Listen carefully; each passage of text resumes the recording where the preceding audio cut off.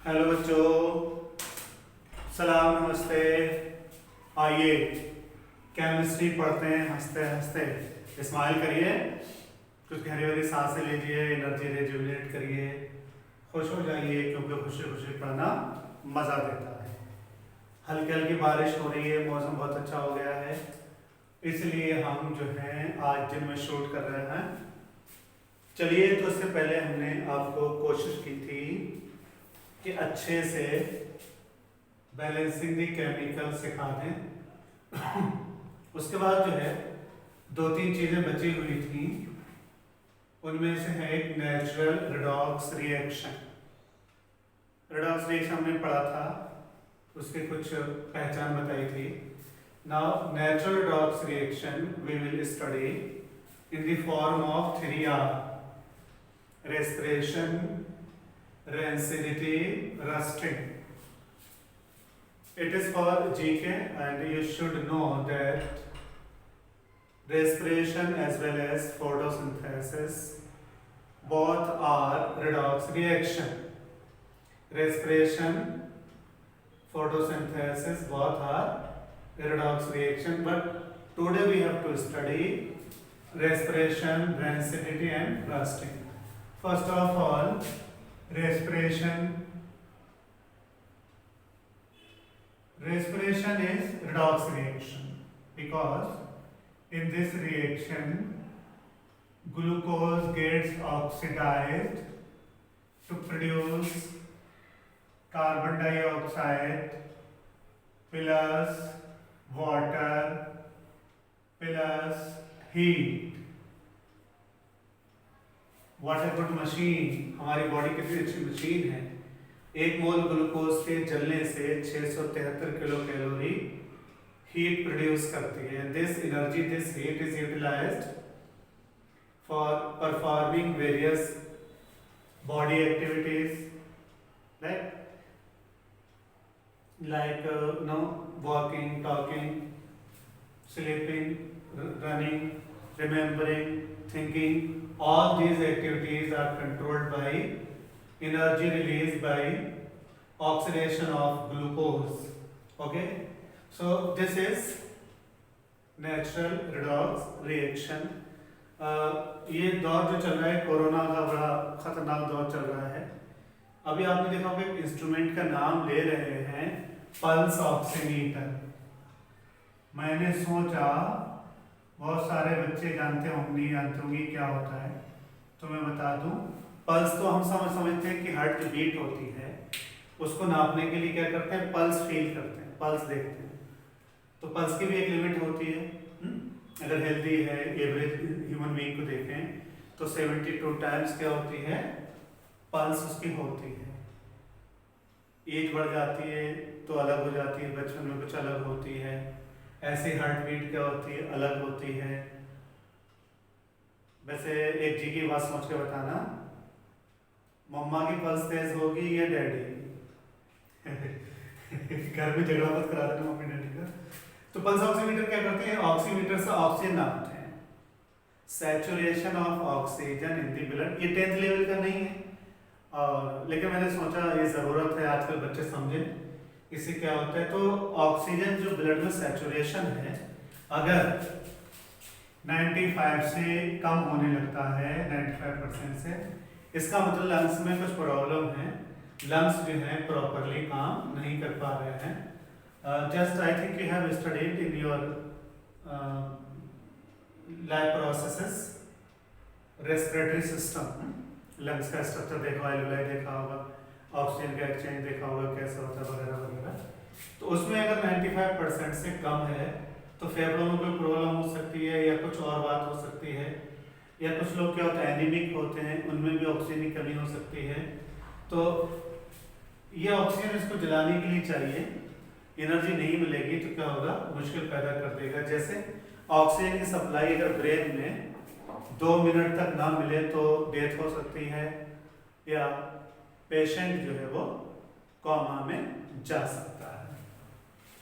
तो मुझे आपको सभी याद दिलाना था कि रेस्पिरेशन क्या है, natural redox reaction.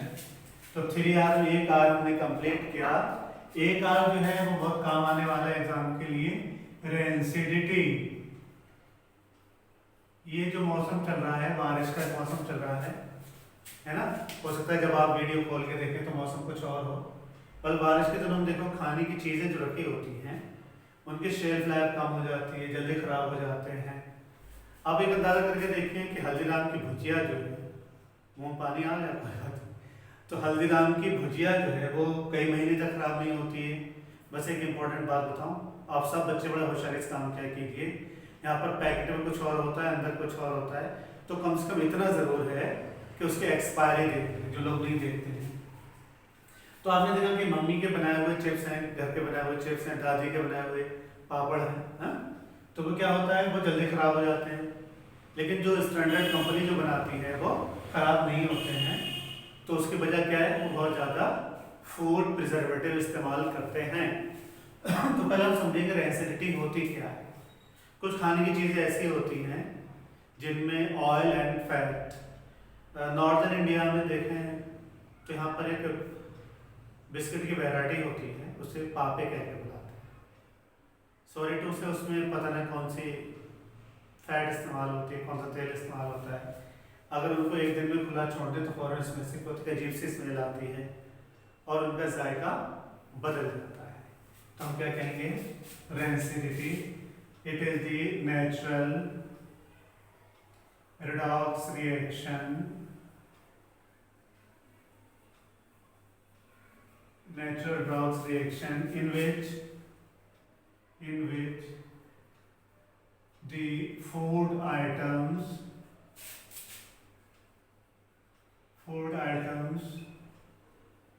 containing oil and fat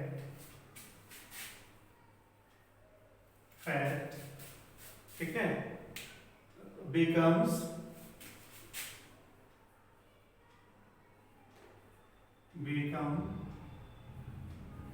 bad in taste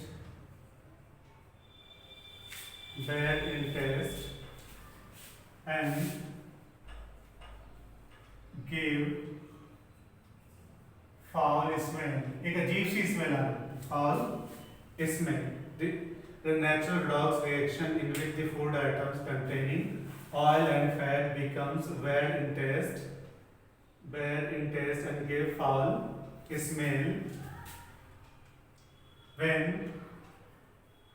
when they are exposed to air for long time. लंबे वक्त के लिए इन्हें खुला छोड़ दें तो क्या होंगे, ये खराब हो जाते हैं। Natural redox reaction in which the food items containing oil and fat become bad in taste to give foul smell when these are exposed to air for long time, अगर खुला छोड़ दें, ठीक है। लेकिन अगर मॉइस्चर है माहौल में ज़्यादा तो ये क्या होंगे, बहुत तेजी से खराब हो जाएंगे, ठीक है। हम लिखेंगे in presence of moisture the rate of rancidity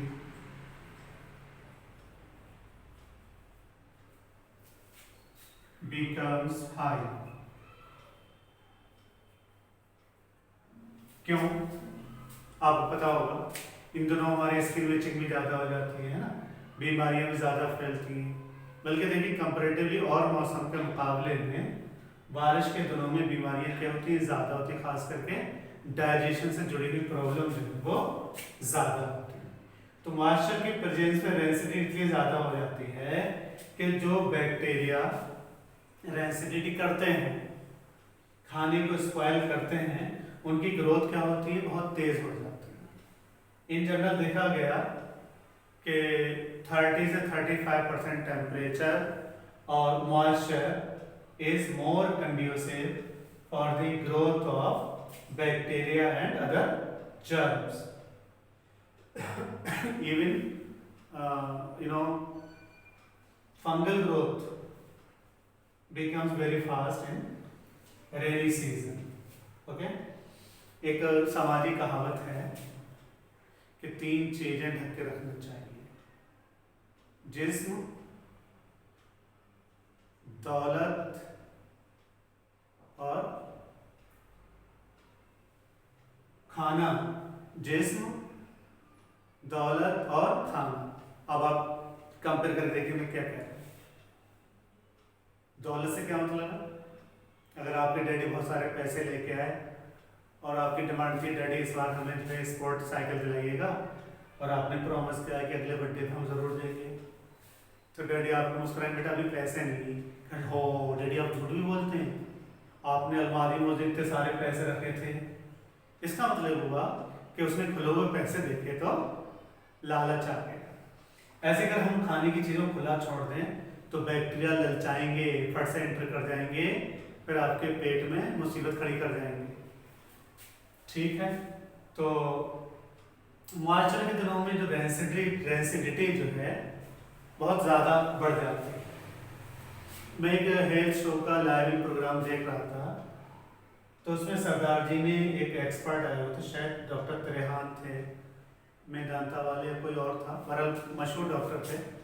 तो उन्होंने कहा कि मैं हार्ट पेशेंट हूँ, क्या मुझे समोसा खाना चाहिए? तो डॉक्टर साहब मुस्कुराए, बोले हाँ खाना चाहिए, लेकिन घर का समोसा। अब उन्होंने आंसर क्या दिया होगा वो मुझे नहीं मालूम, या उसमें देर लगेगी समझाने में। बस इतना समझ लीजिए कि आप समोसा बनते हुए देख लें और उसकी पूरी प्रोसीजर को ऑब्जर्व करें, तो शायद आप भी समोसा खाना छोड़ देंगे।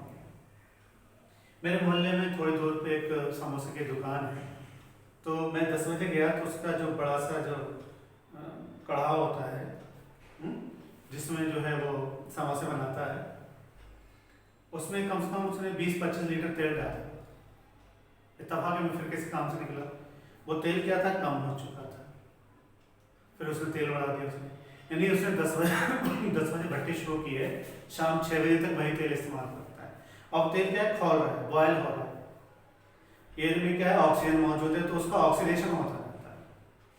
जब वो डॉक्टर साहब वाली बात सुनी, उसके बाद कई दिन बाद मैंने टाइम्स ऑफ इंडिया में एक आर्टिकल देखा, तो उन्होंने कहा कि जो कसूर है वो ऑयल एंड फैट का नहीं है, कसूर इस बात का है कि उसको प्रोसेस कैसे किया गया, कितना किया गया।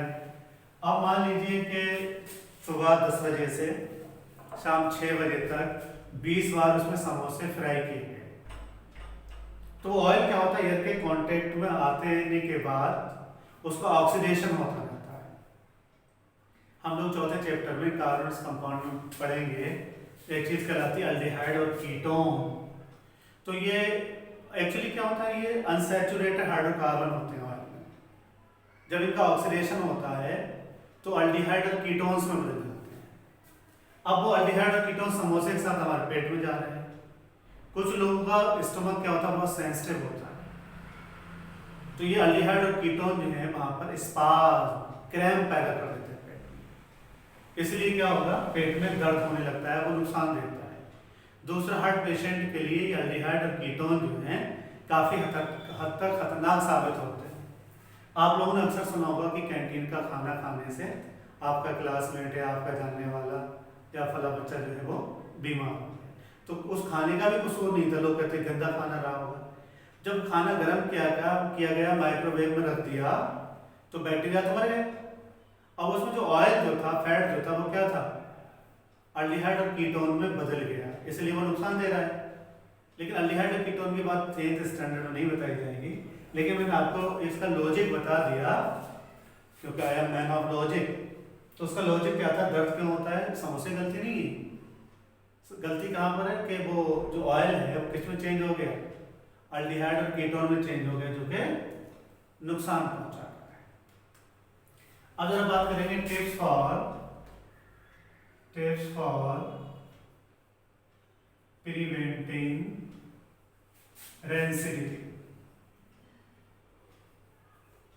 रेंसिडिटी को प्रिवेंट कैसे किया जाए। सबसे पहला और सबसे आसान तरीका है, स्टोर एट लो टेम्परेचर।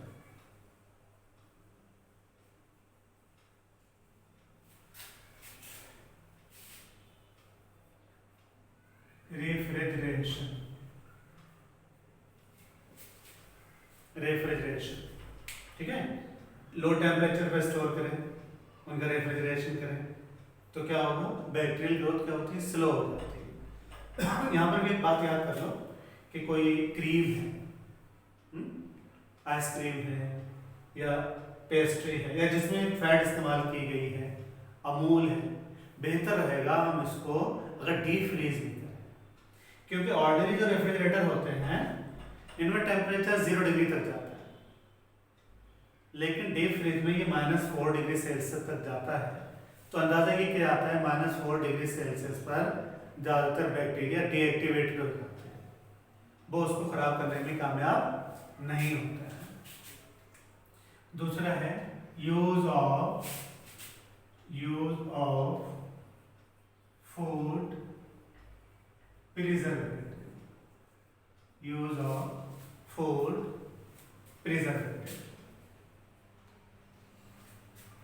तीसरा है यूज ऑफ एंटीऑक्सीडेंट, ये बहुत समझदार मामला है, यूज ऑफ एंटीऑक्सीडेंट जो बैक्टीरिया को मार दे, बैक्टीरिया को ग्रो ना करने दें। चौथा है keeping away from direct sunlight, keeping away from direct sunlight.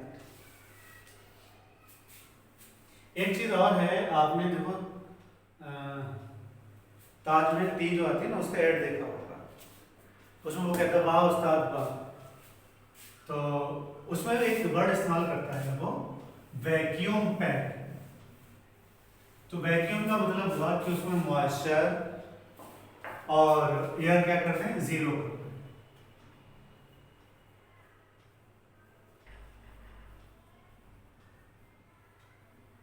Vacuum packing, तो वहां पर बैक्टीरियल ग्रोथ क्या होगी, 0 हो जाएगी, तो चीज खराब होने से क्या होगी, बच। अगला है स्टोर इन नाइट्रोजन, या हम ऐसे कहते हैं flushing the food items in nitrogen.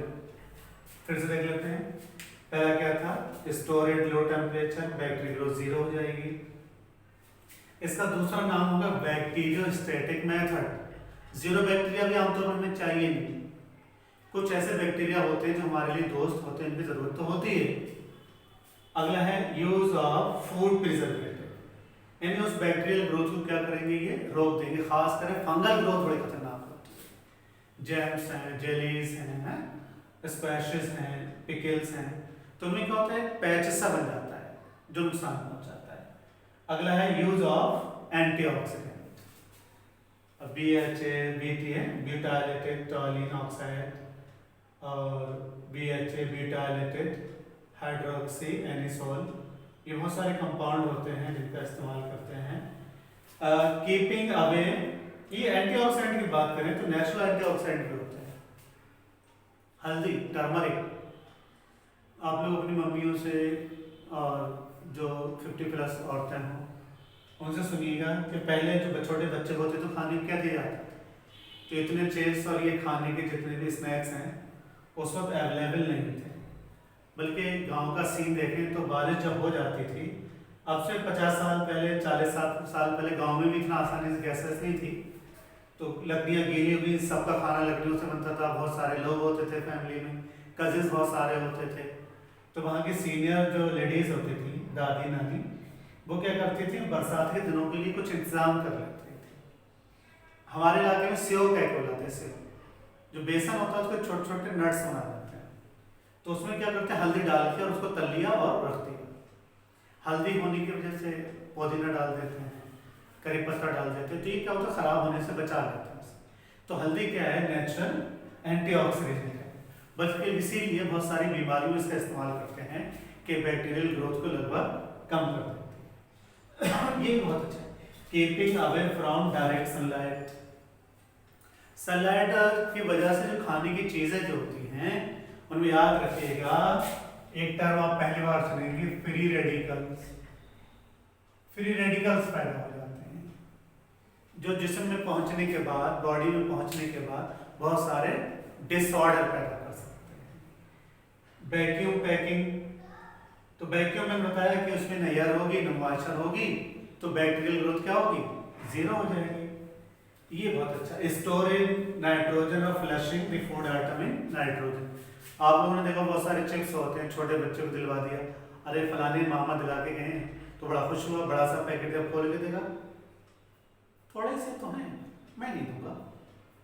इसका मतलब वो नाइट्रोजन जो भरी हुई थी वो क्या कर रही थी, बैक्टीरियल ग्रोथ को रोक रही थी। तो ये हमारा था क्या, रेंसिडिटी। तो एक बार फिर से सुन लीजिए, रेंसिडिटी क्या थी। It is the natural redox reaction in which the food items containing oil and fats, अगर हम उसको थोड़ा बदलते हैं तो थोड़ा कर सकते हैं, स्टेल कह सकते हैं, stale. The food items containing oils and fat become stale, बासी हो जाते हैं, become stale when exposed to air for a long time, exposed for a long time to air, air से ज्यादा एक्सपोजर होगा तो इनके अंदर क्या होगी, रेंसिडिटी आती है। प्रिवेंशन हमने बता दिया। अगला जो है हमारा 3R का तीसरा R है rusting. Rusting, corrosion of iron is called as rusting. इसकी डिटेल जो है मेटल नॉन मेटल वाले चैप्टर में पढ़ेंगे। तो corrosion of iron is called as rusting. So rusting is corrosion, but all corrosion can not be called as rusting.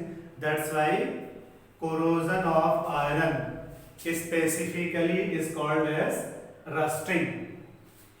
तो rusting के बारे में लगभग सब जानते हो, सब परेशान रहते हैं।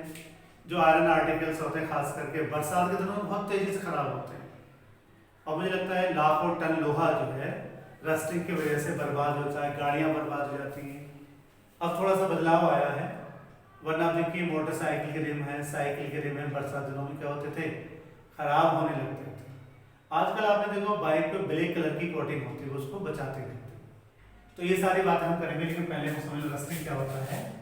It is the natural redox reaction in which the iron articles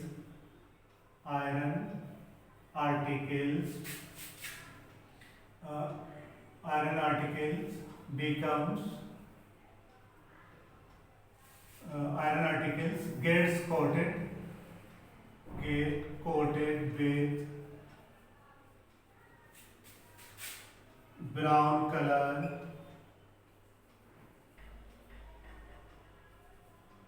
iron article gets coated with brown color when they expose to moist air। नम हवा के साथ जब आ जाता है तब हमको क्या कर देते हैं, क्या होता है इनका, ब्राउन कलर की। The iron articles get coated with brown colour when they expose to moist air. This brown coating is called rust। क्या कहलाती है, रस्ट कहलाती है। इसका बेहतरीन तजुर्बा क्या हो, अगर कहीं हैंगर है या कोई कील है, खास करके जो कॉटन्स हैं, सूती कपड़ा है, उसको डाल दें तो उसके ऊपर क्या होता है, उसका कलर आ जाता है, अब वो छूटता नहीं आसानी से। मेरी तरफ से फ्री में एक टिप, अगर वो रस लगा हुआ कपड़ा है, नहीं छोड़ रहा है, थोड़ा सा ऑक्सैलिक एसिड लगा के उसे पानी में सोक कर देते हैं, धीरे धीरे कलर चला जाएगा, रस्ट का कलर चला जाएगा। अब देखो यहाँ पर एक कंडीशन होगी, जो आयरन जो है एयर के कांटेक्ट में आता है तो पहले तो आयरन ऑक्साइड बन जाता है, Fe2O3, ferric oxide, ferric oxide. अब ये फेरिक ऑक्साइड जो है धीरे धीरे वाटर मॉलिक्यूल जोड़ लेगा अपने अंदर और क्या बना लेगा, Fe2O3 डॉट XH2। ठीक है, अब ये x की वैल्यू क्या होगी, 2 to 7, 2 वाटर मॉलिक्यूल होंगे या 7 वाटर मॉलिक्यूल तक हो सकते हैं। इसलिए केमिकली कई बार एग्जाम में सवाल पूछता है व्हाट इज रस्ट केमिकल। ठीक है, तो हम रस्ट जो है केमिकली क्या है, हाइड्रेटेड फेरिक ऑक्साइड, इसको हम क्या कहेंगे, रस्ट, यानी hydrated ferric oxide, hydrated ferric oxide. ठीक है, अब एक चीज और है, एक लाइन लिखेंगे तो इसके लिए जो कंडीशन चाहिए वो क्या होना चाहिए, presence of moisture, presence of air. लेकिन एक चीज है, in presence of electrolyte, acid और सॉल्ट की प्रेजेंस में, बेस की प्रेजेंस में रेट ऑफ रस्टिंग क्या होती है, बहुत फास्ट हो जाती है। तो सबसे पहली कंडीशन, प्राइम कंडीशन रस्टिंग होने के लिए जो रिक्वायरमेंट है, पहली कंडीशन है presence of air, oxygen, presence of moisture,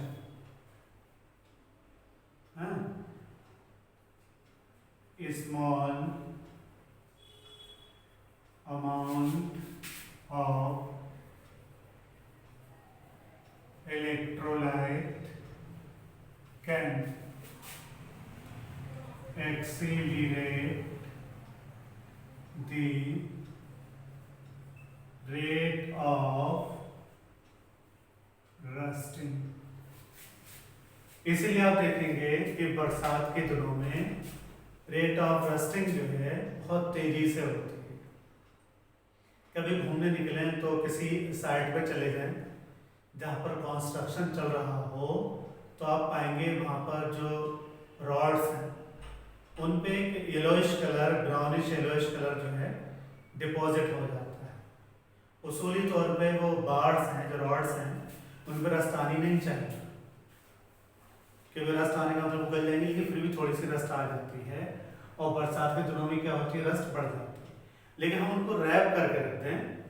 देखिए, अगर वो सीमेंट लगा हुआ ढके हुए हैं तो उनमें रेट ऑफ रस्टिंग क्या होती है, इससे लो हो जाती है। तो एयर का होना बहुत ज़रूरी है, मॉइस्चर का होना बहुत ज़रूरी है, and small amount of electrolyte, acid हो सकता है, बेस हो सकता है, सॉल्ट हो सकता है। पिछले ज़माने के जो लोहे के जहाज़ होते थे पानी के, वो जल्दी गल जाते थे, क्योंकि उस वक्त हमारे पास बहुत अच्छे किस्म की स्टील नहीं थी। धीरे धीरे डेवलपमेंट होता गया, स्टेनलेस स्टील आ गई, प्लेटिनम स्टील आ गई, फिर जहाज को खास करके तैयार करने के लिए एक फास्फोरस स्टील है। उनका ये था कि ये कई सालों तक अगर पड़ी भी रहे समुद्र में तो खराब नहीं होगी। इसलिए देखिए हमारे इंडिया में या बाहर भी जहाज रिटायर करते हैं तो 30 या 40 साल बाद में उनको रिटायर किया जाता है। कहने का मतलब वहाँ पर रेट ऑफ रस्टिंग क्या होगी, बहुत काफ़ी हद तक कम होगी। और स्पोर्ट की bike, sport cars, sport cycle की दुनिया में एक तरीके से रिवोल्यूशन आ गया। अब हम शिकायत नहीं कर सकते कि साइकिल का कोई पुर्जा जो है, पार्ट है, वो क्या हो गया, घिस गया। तो अब हमने क्या किया कि इसकी काफ़ी हद तक स्टील की क्वालिटी को इम्प्रूव किया गया। तो अगला है हमारा prevention from rusting, prevention from rusting, tips for preventing rusting. Rusting को रोकना है तो कैसे रोकें? जो एक बहुत पुराना तरीका है, oiling and greasing, oiling and, ये तो घरों में भी इस्तेमाल करते हैं, खासकर घरों में देखो सिलाई की मशीनें जो होती हैं, है ना, या कोई गाड़ी वाड़ी होती है, जाम होने लगता है, उसमें डाल देते हैं, घर के लॉक्स हैं उनमें तेल डाल देते हैं। Oiling and greasing, painting and polishing, electroplating, electroplating में क्या है, गोल्ड प्लेटिंग है, सिल्वर प्लेटिंग है। वॉचेज जो है अच्छी वाली उनमें क्या करते हैं, गोल्ड प्लेट कर देते हैं, तो जिससे क्या होती है, वो खराब नहीं होती है। अगला है जो बहुत पुराना है, गैल्वेनाइजेशन, और ये इंडिया में टाटा ने सबसे पहले जो है लोहे के सामान बनाना शुरू किए थे। तो उस पर लिख के आता था GI pipes, galvanized iron pipe. और बाकी उस जमाने में जो किया गया होगा जैसे भी किया, लेकिन एक चीज अच्छी थी, हैंडपंप अभी भी पुराने मिल जाते हैं। मेरी नज़र में हैंडपंप है वो लगभग 70 ईयर्स ओल्ड है। कैसे मेंटेन किया वो जाने। तो गैल्वेनाइजेशन में क्या होता है, आयरन आर्टिकल जो होते हैं उनको जिंक से कोट कर देते हैं। इसको एक तरह से सैक्रिफिशियल प्रोटेक्शन कहते हैं। जिंक जो है आयरन के मुकाबले में ज़्यादा रिएक्टिव है, तो आयरन की प्रेफरेंस जिंक जो है वो ज़्यादा रिएक्टिव कर तेज़ी से रिएक्ट करता है। तो जिंक रिएक्ट करके जिंक ऑक्साइड बनाता है। जैसे एल्युमिनियम जो है एयर से रिएक्ट करके एल्युमिनियम ऑक्साइड की इनर्ट लेयर बना लेता है, ऐसे जिंक जो है जो आयरन आर्टिकल पर पॉलिश किया गया है वो ऑक्सीजन से रिएक्ट करके जिंक ऑक्साइड बनाता है जो इनर्ट होता है और लोहे को रस्टिंग से बचा देता है। अगला है use of anti rust solution. मुझे लगता है इसकी जो नॉलेज जो थी बहुत पुरानी है। Can you remember Ashoka's pillar? हमारा एंशियंट इंडिया लग रहा है काफी स्मार्ट रहा होगा। अशोका के पिलर जो हैं वो अब तक खराब नहीं हुए। तो मैं उसमें पढ़ रहा था आर्टिकल था, तो उसमें बहुत पहले एंटी रस्ट सॉल्यूशन इस्तेमाल किया गया था, क्रोमियम फॉस्फेट है ना, इस तरह के कंपाउंड जो इस्तेमाल किए गए थे। इससे ज़्यादा एक अमेजिंग चीज़ मिली मुझे, अलीगढ़ मुस्लिम यूनिवर्सिटी में एक अक्टूबर में एक एग्जीबिशन होती है, उसमें दिखाया शहंशाह अकबर की तलवार, शहंशाह औरंगजेब की शहर, आई डोंट नो एक्चुअली, तो वो पेपर में भी आया था, तो वो अब तक खराब नहीं हुई। तो उनका मानना यह है कि उस पर उस एग्जीबिशन में दिखाई जानी थी, वो शायद किसी वजह से दिखाई नहीं, लेकिन ये पक्का है कि वहाँ पर वो मौजूद है। या आप लखनऊ में जो है जू में जाएं तो वहाँ पर पुराने ज़माने की स्वार्ड तलवारें रखी हुई हैं, वो अब तक ख़राब नहीं हुई हैं। बल्कि मैंने कहा या तो रेड फोर्ट में देखा या कहीं और देखा, वह शहंशाह अकबर की तलवार रखी हुई है, तो पर्शियन स्क्रिप्ट में अकबर लिखा हुआ है, इससे पहचान होती है कि ये किंग अकबर की जो है स्वार्ड है। तो उस पर एंटी रस्ट सॉल्यूशन का इस्तेमाल किया गया होगा। अगला जो है बहुत बढ़िया है, एक चीज और है जो बहुत छोड़ गई टिनिंग। ये देखिए बहुत पुरानी एक है, लेकिन अभी भी जबरदस्ती खत्म नहीं हुई। आप लोग जाएंगे घी का टिन दे दो, गलत बोलते हैं, हम कहते हैं घी का एक ड्रम दे दो टिन वाला। तो उसमें क्या होता है, आयरन शीट जो होती है उसको ऊपर टिन की पॉलिश कर देते हैं, इसलिए हम शॉर्टकट क्या बोल देते हैं, टिन दे दो, टीन बोले, बोलते हैं टीन, टीन वो वाला नहीं, टीनेजर नहीं, ये अलग है टिन। तो उसके ऊपर टिन की पॉलिश कर देते हैं, जिससे तेल के डब्बे वगैरह के होते हैं वो खराब होने से बच जाते हैं। अगला जो है जिसने दुनिया को बदल के रख दिया वो है अलॉय। इसने बहुत कुछ बदला, अलॉय स्पोर्ट की दुनिया में इसने बदल दिया। स्पोर्ट के इंजन कितने हल्के होते हैं, उनका फ्रेम इतना हल्का होता है। पता ये चला उसमें टाइटेनियम, आयरन और टाइटेनियम मिला जाता है, टाइटेनियम अलॉय, ठीक है। तो टाइटेनियम जो है इसको स्ट्रैटेजिक मेटल कहते हैं, टाइटेनियम इसको स्ट्रैटेजिक मेटल कहते हैं।